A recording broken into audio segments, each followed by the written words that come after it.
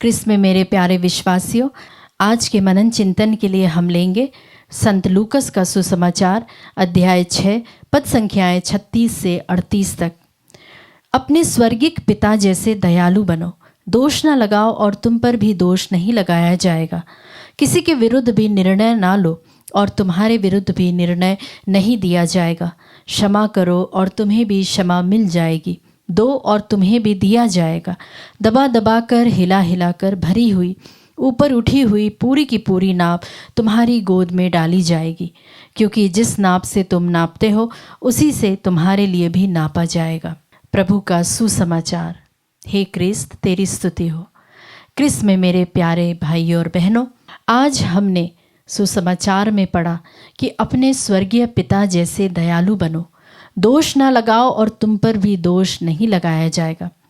जब कठिन चुनौतियों का सामना करना पड़ता है, अगर हमारे आसपास के लोग हमें प्रोत्साहित या सहायता करते हैं तो उसे कार्य की उपलब्धि आसान हो जाती है।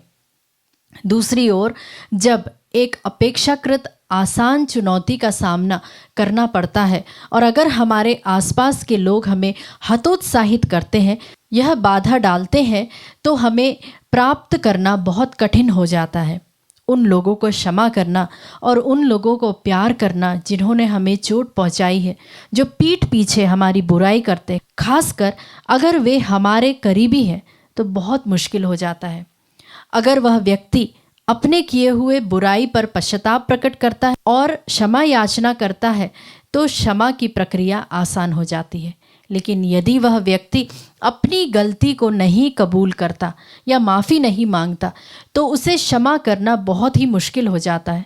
भले ही यह संभव नहीं है, दूसरों के साथ अन्याय नहीं करना, निंदा नहीं करना, क्षमा करना, उदारता से देना और स्वर्गीय पिता के समान दयालु होना आज के पवित्र सुसमाचार का संदेश है।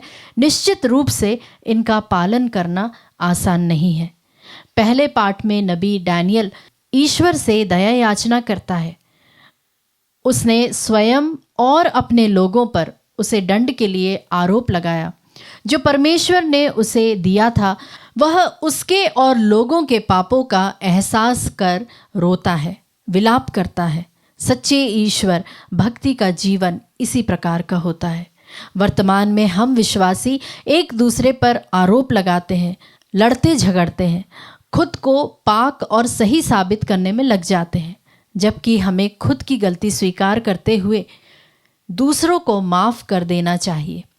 हमारी करुणा और क्षमता और उदारता दूसरों के स्वभाव पर आधारित ना हो, बल्कि हमारे स्वर्गीय पिता के स्वभाव पर ही आधारित हो। हम स्वयं के पापों पर पश्चाताप प्रकट करते हुए, ईमानदारी से दूसरों को स्वीकारते हुए, ईश्वर की क्षमता का अनुभव करते हुए प्रभु परमेश्वर एवं एक दूसरे के प्रति कृतज्ञता में बने रहे।